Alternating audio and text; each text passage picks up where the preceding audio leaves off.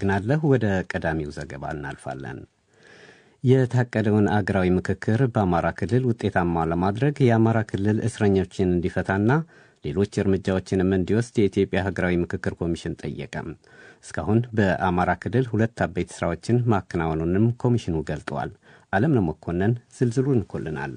የኢትዮጵያ አገራዊ ምክክር ኮሚሽን ሰሞኑን በአማራ ክልል ተገኝቶ የኮሚሽኑን ተግባራት በክልሉ እውን ለማድረግ በሚያስችሉ ጉዳዮች ዙሪያ ከክልሉ ከፍተኛ የስራ ኃላፊዎች ጋር ውይይት አድርጓል። ኮሚሽኑ በሰሞኑ ውይይቱ የአማራ ክልል መንግስት አሁን ካለው የክልሉ ጸጥታ ጋር በተያያዘ በክልሉ በተለያዩ አካባቢዎች የታሰሩ ሰዎችን በመፍታት ውይይቱ በክልሉ ተግባራዊ እንዲደረግ ጥያቄ ማቅረቡ ተመልክቷል።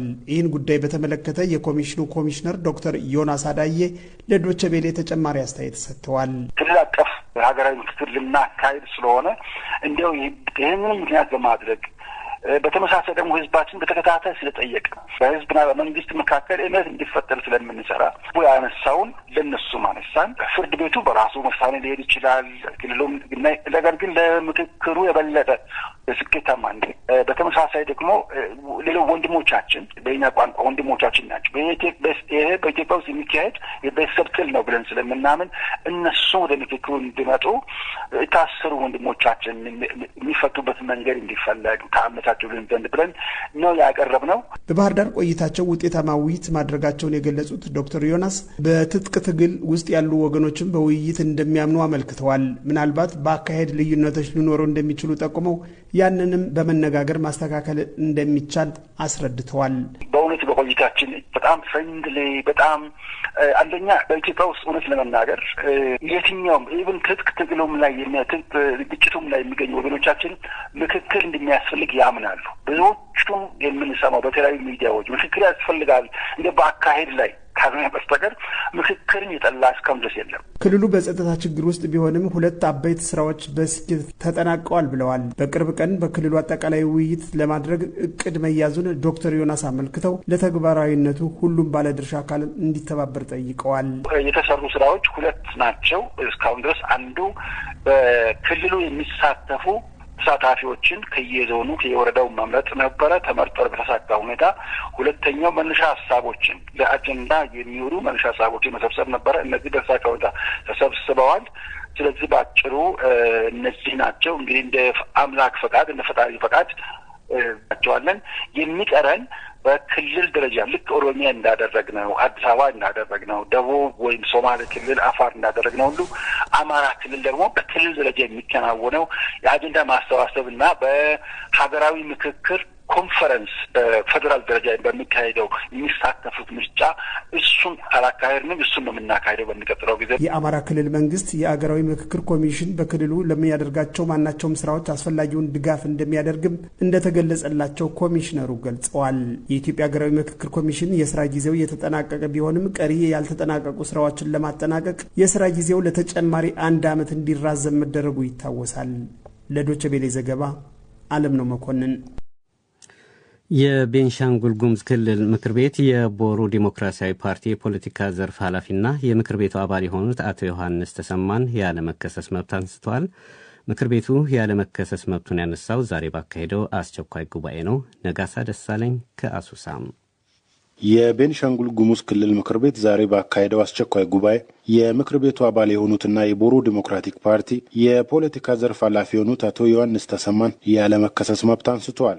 ያለመከሰስ መብታቸው የተነሳውን የምክር ቤት አባል ጉዳይ በዝርዝር ያቀረቡት የክልሉ ፍትህ ቢሮ ኃላፊ አቶ መሐመድ አሚድ ግጭት መቀስቀስና ህዝብን በህዝብ ላይ የሚያነሳሱ መልእክቶችን አሰራጭተዋል የሚል ማብራሪያ ሰጥተዋል። ጉባኤው ላይ ብዙ እነሱ ነገሮች ነበሩ። ዲሞክራሲ መድረክ ነበር።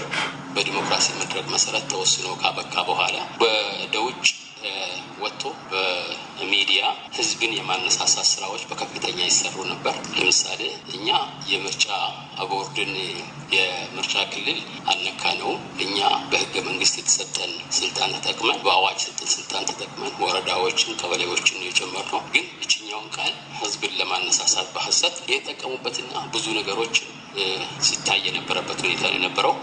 አባሉ ከመንግስትን በኃይል ለመጣል የሚንቀሳቀሱ ኃይሎች ጋር ግንኙነት እንዳለው አመላካች ነገሮች አሉ። ስለዚህ የህግ የበላይነትን ከማስከበር አንጻር የተከበረው የምክር ቤት አባሉ ኢሚዩኒቲ ወይም ከለላ ተነስቶልን ያው የምናጣራው ምርመራዎች አሉ።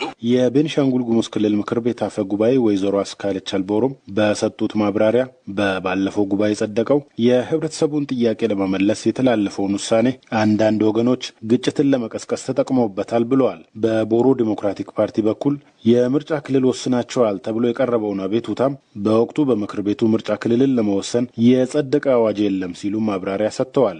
ያላደረግነውን ይህ ክልል ምክር ቤት ይህ ጉባኤ ያሰራውን ስራ እንደ ክስ አድርገው ሲያነሱት የነበረ ምንድነው? የምርጫ ክልል ከልላቸዋል። በባለፈው አጀንዳችንም ምርጫ ክልል ከልለን አላጸደቅንም። እዚህ ቤት ኢሹም አጀንዳውም አይደለም ስለማንችል ስልጣናችንም ስላልሆነ ይሄ የምርጫ ቦርድ ስልጣንም ስለሆነ አላደረግነውም። ያላደረግነውን አድርጋቸዋል ነው። ይሄ ስም ማጥፋት ነው። ይህንን መንግስት ማሳጣት ነው። የምክር ቤቱን ህልውና ማሳጣት ነው። በተጨማሪም የምክር ቤቱ አባላት በጉዳዩ ላይ የተለያዩ ሀሳቦችን ሰጥተዋል። የቦሮ ዴሞክራቲክ ፓርቲ በበኩሉ ሶስቱ የምክር ቤት አባላት የካቲት 10 እስከ 11 2017 ዓ.ም በተካሄደው ጉባኤ ላይ የህገ መንግስት ማሻሻያ አዋጅን በመቃወም አቤቱታ ማቅረባቸውን ተከትሎ ከፍተኛ ወከባና ዛቻ እየደረሰባቸው እንደሚገኝ ገልጸዋል። በፓርቲው አባላት ላይ የሚደርሱ ስራትና ወከባም ሊቆም ይገባል ሲል ፓርቲው አመልክተዋል። የፓርቲው የህዝብ ግንኙነት ኃላፊ ዶክተር መብራቱ አለሙ እንደተናገሩት በክልል ደረጃ የጸደቀው አዋጅ ላይ የፓርቲው አባላት ተቃውሞ ማቅረባቸውን ተከትሎ ከፍተኛ ጫናዎች በአባላቱ ላይ እንደደረሰባቸው ገልጸው ዛሬ የተላለፈው ውሳኔም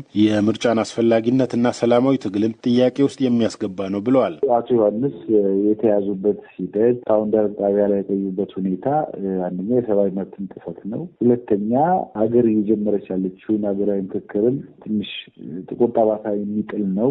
የምርጫንም አስፈላጊነት ጥያቄ ውስጥ የሚያስገባ ነው። አሁን እንደዚህ ከሆነ ምርጫ ውስጥ መግባት ምን ያደርጋል? በማንኛውም ሰዓት ከለላን እያነሳ እስር ቤት የሚያስገባ ከሆነ የሚያሸማቅቅ ከሆነ የሚያስፈራራ ከሆነ ሰላማዊ ፖለቲካ ትግል ያስፈልጋል ወይ ምርጫ ያስፈልጋል ወይ ለዚች ሀገር ወደሚለው ኮኖቴሽን እንድንመጣ ያደርጋል።